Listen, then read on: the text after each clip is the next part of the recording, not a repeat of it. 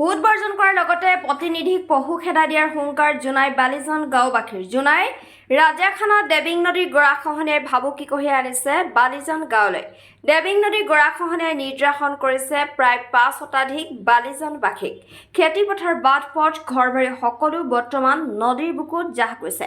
দেশত চলি আছে অমৃতকাল আৰু এই অমৃতকালৰ সন্ধিক্ষণত বিষ পান কৰিছে জোনাই মহকুমাৰ ৰাজাখানা গাঁও পঞ্চায়তৰ বালিজান গাঁওবাসীৰ প্ৰায় 5 শতাধিক ৰাইজে।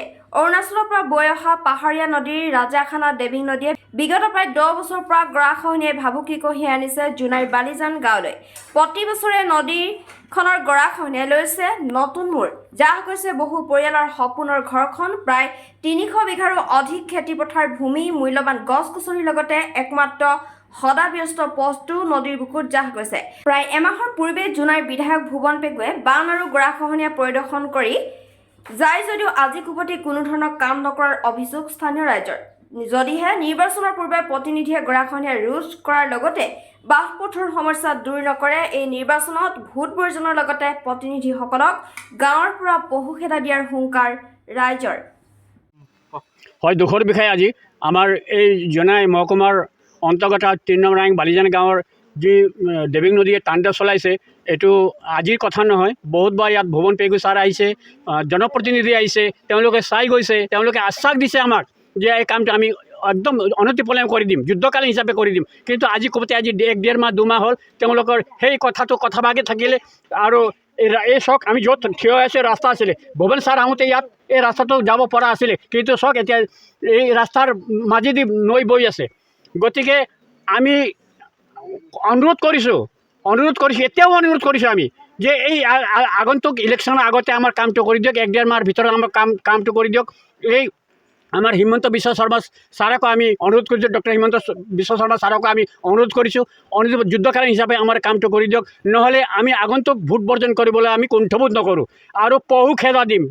আমি অতিষ্ঠ হৈ গৈছোঁ, প্ৰায় জীয়াই থাকে বা আমি সংগ্ৰাম কৰিছোঁ, অতিষ্ঠ হৈ গৈছে, ইয়াৰ ৰাইজে অতিষ্ঠ হৈ গৈছে আৰু সহ্য কৰিবলৈ নাই।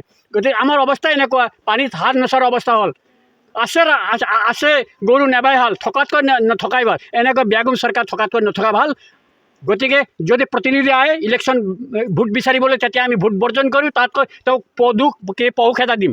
এইটো নিশ্চয় আমাৰ মহিলা চানে, আমাৰ পুৰুষ মহিলা সকলোৱে মিলি পিনি এই আমাৰ প্ৰতিবদ্ধ হৈছে যে পহু খেদা দিম বুলি। যদি আমি কামটো নকৰে, যদি ভোট লাগে আমাক কামটো কৰি দিব লাগে। বহুতবাৰ আমি কাকতে মেহনত কৰি আমি অতিষ্ঠ হৈ গৈছোঁ। এতিয়া আমাৰ উপায় নাই আৰু ভালকৈ অনুৰোধ কৰি তেওঁলোকে কাণ সাৰ নিদিয়ে। গতিকে এতিয়া আৰু অনুৰোধ কৰিবলৈ নাই। আমি লাষ্ট আমাৰ মুভমেণ্টত এইটোৱে আমি কৰিছোঁ যে ভোট বৰ্জন কৰিম আৰু প্ৰতিনিধিবিলাক যোনে আহিব পহু খেদা দিম আমি কৈছোঁ। আহক না, সন্মান থকা মানুহে আমাক ভোট বিচাৰি নাহিব। যেতিয়া আমাৰ কামটো নকৰে তেওঁলোকে ভোট বিচাৰি আহিলেও কাম নাই, পহু খেদা খাব। ইমানে কৈ মোৰ 100 বিঘাতকৈ বেছি মাটি গ'ল। আপোনালোকে চাওকচোন মাটি কিমান গৈছে। কওক।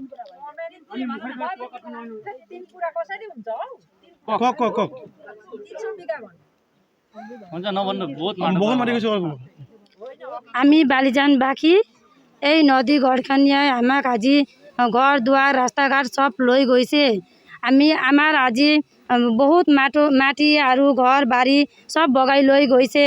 ল'ৰা ছোৱালী যোৱাৰ ৰাস্তা ঘাট নাই, স্কুল কেনেকৈ লৈ যাব, আমি স্কুল যাবলৈ ৰাস্তাই নাই আজি।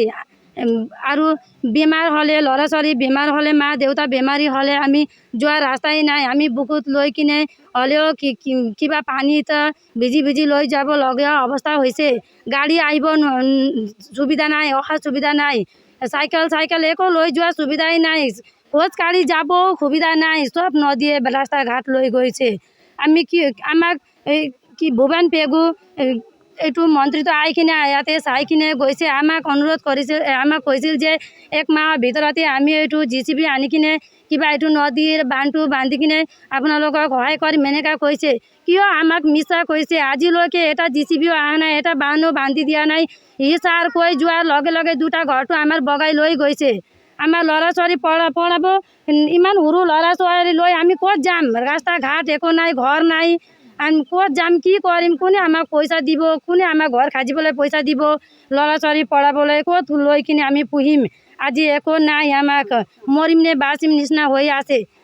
আমি সদায় বছৰে ভোট দিম, আমি চব মহিলা ল'ৰা ছোৱালী লৈ কিনে সবাই মিলি কিনে গোট হৈ কিনে ভোট দিম আপোনালোকক সহায় কৰি ইমান জিতাই কিনে আমাৰ কিবা সুবিধা হ'ব নেকি ৰাস্তা ঘাট নদীটো সুবিধা হ'ব নেকি বুলি ভাবি কিনে আপোনালোকক ভোট চোট দিম আৰু আমাৰতো কি গতি হৈ গ'ল ভোট দিয়েও নিদিয়ে একে হৈ গ'ল আমাৰ বিদেশী নিচিনা হৈ গ'ল আমিতো ৰাস্তা ঘাটো নাই ঘৰ বহিবলৈ নাই চব বগাই লৈ গৈছে কি কৰিম এতিয়া আমি আপুনি ভোটৰ আগতে আমাৰ কিবা এইটো নদীৰ ব্যৱস্থা কৰি নিদিলে বান্ধ নিদিলে ৰাস্তা ঘাট বনাই নিদিলে আমি ভোট নিদিম যোনে ভোট বিচাৰিবলৈ আমাৰ গাঁৱত আহিব ইয়াক আমি বেলেগ একশ্যন ল'ম আমি মহিলাজন গোট হৈ কিনে আমি ভোটে নিদিম ভোটৰ আগতে কিবা আমাৰ এইটো ব্যৱস্থাটো কৰি দিব লাগে